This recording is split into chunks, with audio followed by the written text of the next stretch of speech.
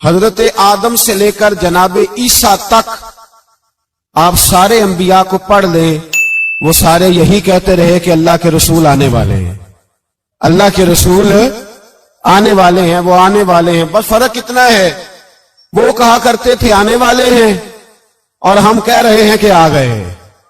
بس ساری امتیں حضور کا ذکر کرتی رہیں۔ وہ کہا کرتے تھے کہ علامہ اسماعیل حقی نے تفسیر روح البیان میں لکھا ہے، امام سیوطی نے الخصائص الکبریٰ میں لکھا ہے، جناب آدم کے انتقال کا وقت آیا تو اپنے بیٹے حضرت شیش کو بلایا اور بلا کر کے فرمانے لگے، شیش میں جا رہا ہوں بیٹے، لیکن یاد رکھنا ساری زندگی یہ کام نہ بھولنا۔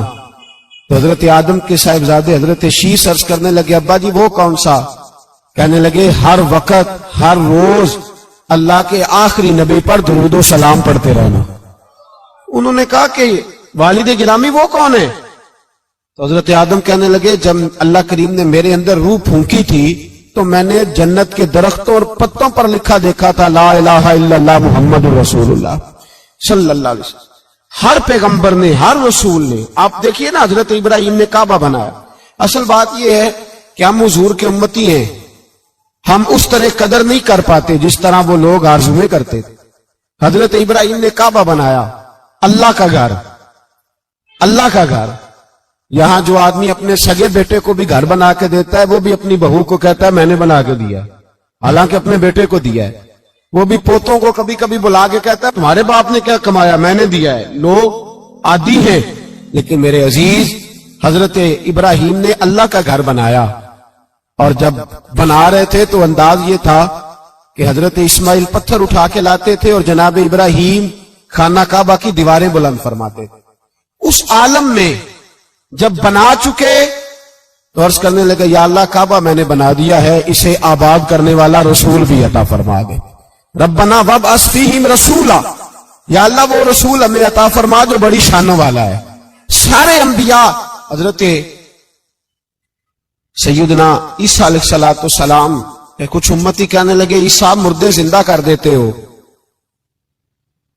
کوڑوں کو شفا دے دیتے ہو، اے عیسیٰ آپ کا ہاتھ لگ جائے تو اللہ بڑے سے بڑے برس کے مریض کو بھی شفا دے دیتا ہے، لگتا ہے سب سے زیادہ شان والے آپ ہی ہو۔ تو حضرت عیسیٰ کہنے لگے نہیں، وَمُبَشِّرٌ بِرَسُولٍ يَأْتِي مِن بَعْدِهِ اسْمُهُ احمد، فرمایا شان والا تو وہ ہے جس کی میں تمہیں خوشخبری دینے آیا ہوں، وہ میرے بعد آئے گا اور اس کا نام احمد ہوگا، وہ اس کی میں تمہیں خوشخبری دینے آیا ہوں۔ میرے بھائی، میرے رسول کریم سید عالم صلی اللہ علیہ وسلم کے بارے میں ہر نبی، ہر پیغمبر، ہر رسول یہ کہتے آئے وہ آنے والے ہیں، اور ہم کیا کہہ رہے ہیں؟ وہ ہم کیا کہہ رہے ہیں؟ فرق اتنا ہے، وہ کہا کرتے تھے آنے والے ہیں، اور ہم کیا کہتے ہیں؟ ہم کہتے ہیں آ گئے ہیں۔ عید میلاد النبی ہے، کیا سہانا نور ہے، دیکھو آ گیا وہ نور والا جس کا سارا ہی نور ہے۔ ہم یہ کہہ رہے ہیں کہ وہ آ گئے، بڑی عزت والا، بڑی شان والا، رب کریم بڑے بلند حوصلے والا ہے، وہ کسی کو جتلاتا نہیں کوئی شے دے کے، وہ نہیں جتلاتا، اس کو جو نہیں مانتے انہیں بھی روٹی دیتا ہے۔ جس نے ساری عمر نماز نہیں پڑھی اللہ نے اسے بھی بچے عطا فرمائے، اس نے ساری زندگی نافرمانی کی رب نے اسے بھی نعمتیں دی، کسی نعمت پر احسان نہیں جتلایا، لیکن فرمایا میرے نبی کے غلاموں ذرا ہوش سے رہنا، ذرا ہوش سے۔ ساری زندگی برادریوں پر ہی فخر کرتے رہے ہو، ساری زندگی بینک بیلنس اور جائیداد اور مال پر ہی تم نے فخر کیا ہے، فرمایا ایک فخر والی چیز میں تمہیں دے رہا ہوں، اور میں تمہیں بتا رہا ہوں لقد من اللہ علی المؤمنین اذ بعث فیہم رسولا۔ اور یار اس پہ کبھی غور تو کرو، اس پہ کبھی غور تو کرو، احسان جتلانا کوئی چھوٹی سی بات ہے؟ اور پھر مالک جس کے حوصلے پر کوئی کلام ہی نہیں کر سکتا، وہ مالک کے شان جتلا کے تجھے کہتا ہے او مسلمان تو چھوٹا سمجھتا ہے، تو شاید ہلکا جانتا ہے، ہوش کر، اور اپنے اندر کے مصطفیٰ کریم کے اس غلام کو بیدار کر۔ رب فرماتا ہے میں نے تمہارے اوپر بڑا ہی احسان کیا ہے، میں نے بڑا ہی احسان کیا۔ یا اللہ کیا؟ فرمایا اس بعث فیہم رسولا، میں نے تمہیں اپنا شانوں والا رسول عطا کیا ہے۔ دیدہ دل کا دریچہ باز کرنا چاہیے، اور یا رسول اللہ جن کا تو آقا ہے ان کو ناز کرنا چاہیے۔ اب تھوڑا مسلمان ہونے پہ بھی فخر کرو، کبھی کوئی پوچھے تو اسے بتایا کرو ہم رسول اللہ کے غلام ہیں، یہ بھی ہماری برادری ہے اور یہ سب سے بڑی برادری. اس برادری کے اندر بھی لوگوں کو لائیں. آپ کو پتہ ہے میلاد انقلاب کا نام ہے. میلاد جب تک نہیں ہوا تھا تو بیٹیاں زندہ دفن ہوتی تھیں. آپ علماء سے یہ سن تو لیتے ہیں پر ذرا اس معاشرے کی بے حسی تو دیکھو. بیٹی جان ہوتی ہے باپ کی, بیٹی رونق ہوتی ہے گھر کی. ایک آدمی کے 11 بیٹے ہیں تو مجھے ایک دفعہ کہنے لگا دعا کریں اللہ مجھے بیٹی بھی دے. تو میں نے کہا 11 بیٹے ہیں, کہنے میری تو منجی رونا بھی کسے نہیں, بیٹے تو نہیں یہ کام کرتے. دعا کریں اللہ بیٹی دے, میری چارپائی کے پاس تو کوئی بیٹھے. او بھائی بیٹی جو اتنے وقار والی ہوئی تو آپ پڑھیے نا, حضرت داہیہ کلبی کہتے ہیں میں موجود تھا جب وہ شخص آیا تھا. لوگ 12 ربیع الاول کے اس معاملے کو معمولی واقعہ سمجھنے لگے. نہ بھائی ہم تمہیں پیغام دے رہے ہیں یہ معمولی واقعہ نہیں. حضرت داہیہ کلبی کہتے ہیں اس شخص نے آ کے عرض کی یا رسول اللہ صلی اللہ علیہ وسلم میں نے 100 بچی زندہ دفن کی ہے, زندہ دفن.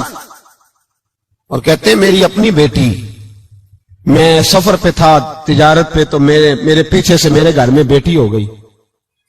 میری بیوی نے اپنے میکے جا کے چھپا دی.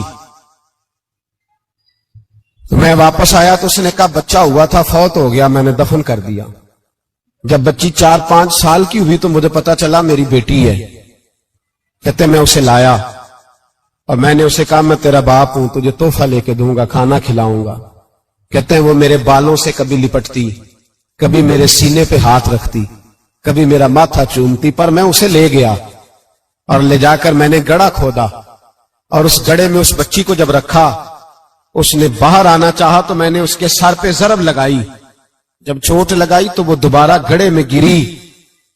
میرا ویسے وجدان کہتا ہے کہ جب سے میلاد ہو گیا ہے آج کسی باپ کی بیٹی اگر چارپائی سے گر جائے تو شاید وہ ساری رات سو نہ سکے کہ بچی گر گئی ہے میری. کہتے ہیں میں نے چوٹ لگائی سر پہ, خون بہا تو وہ گری, میں نے مٹی ڈالی, وہ ابا جی کہتی رہی. کہتے ہیں جب اس کا وجود چھپ گیا اور اس کے چہرے پر مٹی پڑنے لگی تو اس نے ایک لفظ کہا, وہ لفظ مجھے آپ کے پاس لایا ہے. وہ بیٹی کہنے لگی اے اللہ بتا تیرا رحمت للعالمین نبی کب آئے گا. یا اللہ بڑی بیٹیاں دفن ہو گئیں, بڑی مائیں منڈیوں میں بک گئیں, غریب بڑے لٹ گئے, پریشانیاں بڑی بڑھ گئیں. اللہ بتا نا تو اسے کب بھیجے گا. اب کتنی دیر ہے, اندھیرا بڑا گہرا ہو گیا, اب نہیں جیا جاتا, اب نہیں سہا جاتا, اللہ تو کب بھیجے گا. حضرت داہیہ کلبی کہتے ہیں وہ بتا رہا تھا اور نبی کریم بار بار اپنی چادر کا پلو اٹھاتے تھے اور اپنے آنسو پوچھتے تھے. بار بار چادر کا پلو اٹھاتے تھے اور آنسو پوچھتے تھے, بار بار اٹھاتے تھے آنسو پوچھتے تھے. حضرت داہیہ کلبی کہتے ہیں حضور نے پوچھا تیری جرت کیسے ہوئی, تو حوصلہ کہاں سے لایا. اس نے کہا محبوبہ پتہ نہیں, لیکن قربان جاؤں یا رسول اللہ صلی اللہ علیہ وسلم میں نے آج سویرے آپ کے ایک صحابی کو یہ کہتے سنا ہے کہ وما ارسلناک الا رحمتا للعالمین. تو یہ رحمت للعالمین کے لفظ ہیں, یہ تو میں نے اپنی مرتی ہوئی بیٹی سے سنے تھے. تو آج جب میں نے اس کی زبان سے سنے تو میں نے کہا تو انہیں جانتا ہے. کہا جانتا ہوں. کہا مجھے بھی لے چل. تو حضور میں آپ کے دروازے آیا ہوں, رب معاف کر دے گا. تو میرے حبیب نے فرمایا چل پڑھ کلمہ, جو میرا کلمہ پڑھ دے اللہ اس کے سارے گناہ معاف کر دیا کرتا ہے. بھائی غلاموں کے ساتھ ظلم ہوتا. حضرت بلال حبشی, حضرت بلال کے بارے میں بڑے واقعات ملتے ہیں. ایک واقعہ بڑا منفرد لکھا ہے کتابوں میں. حضرت بلال سے لوگوں نے کہا آپ نبی پاک سے متاثر کیسے ہوئے. تو جناب بلال کہنے لگے میں زیادہ لوگوں کو, مکے کے لوگوں کو جانتا ہی نہیں تھا, چونکہ میری ڈیوٹی تھی گھر میں کام کرنے کی اور مجھے سخت سزا ملتی تھی امیہ بن خلف کی طرف سے. بلکہ تحقیق یہ ہے کہ یہ عبداللہ بن جدان کے غلام تھے. امیہ بن خلف نے تو جب انہوں نے کلمہ پڑھا تو پھر خریدا. عبداللہ بن جدان کہنے لگا میں فارغ نہیں, آپ لے لیں, آپ اس کو سزائیں دیں. تو کہتے میں ان کے گھر میں ہوتا تھا تو میں تو زیادہ لوگوں کو جانتا ہی نہیں تھا, کبھی مجھے موقع ہی نہیں ملا تھا باہر نکلنے کا. ہماری غلاموں کی کوئی زندگی نہیں ہوتی تھی. آج تو ہر آدمی کہتا ہے نا میں کچھ چودھری سے لے کے کھاتا ہوں. یہ جو تیرے اندر حوصلہ ہے نا یہ میرے رسول نے تجھے عطا فرمایا ہے, یہ میرے نبی نے تجھے دیا ہے, ورنہ تو غلام بکا کرتے. یہ حوصلہ تجھے رسالت مآب نے دیا۔ حضرت بلال کہتے ہیں میں ایک دن مجھے بخار چڑھ گیا بڑا تیز، میں لوگوں کو جانتا نہیں تھا، فرماتے مجھے تیز بخار چڑھ گیا تو ٹھنڈ بڑی سخت تھی، میرے مالک نے مجھے کئی کلو جوں دیے پیسنے کو چکی پہ، کہتے میں بیمار تھا تو میں نے کچھ دوائی لی جو اس وقت موجود ہوتی تھی، تو میں نے ایک لحاف لیا، دودھ پیا تو مجھے نیند آ گئی، جب میں سویا تو میرا مالک آ گیا، اس نے آ کر کے مجھے سوئے ہوئے دیکھا تو کھینچ کر کمبل اتارا، رضائی اتاری، لحاف اتارا، کہنے لگا اب تیری سزا یہ ہے کہ تو کھلے میدان میں بیٹھے گا، وہاں چکی پیسے گا، اور دوسری سزا یہ ہے کہ تجھے قمیض پہننے کی بھی اجازت نہیں۔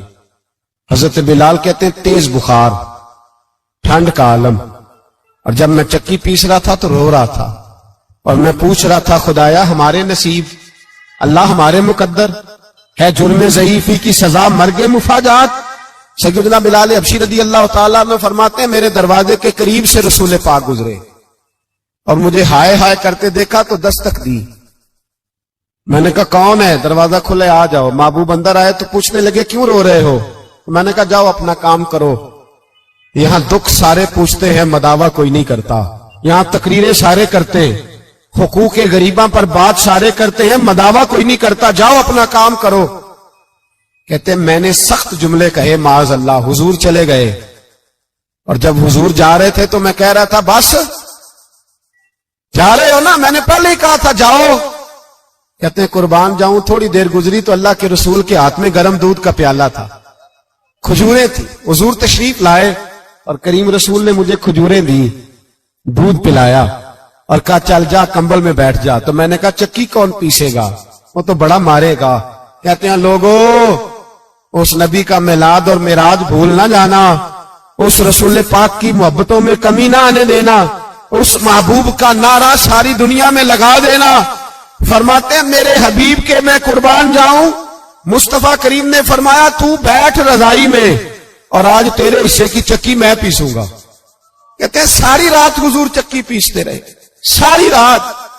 سویرے میں اٹھا اور میرے حبیب پاک نے مجھے وہ سارا کچھ دیا اور خود چلے گئے۔ اگلی رات پھر آئی تو حضور پھر آ گئے، مجھے پھر رضائی میں لٹایا، دودھ پلایا اور ساری رات چکی پیسی۔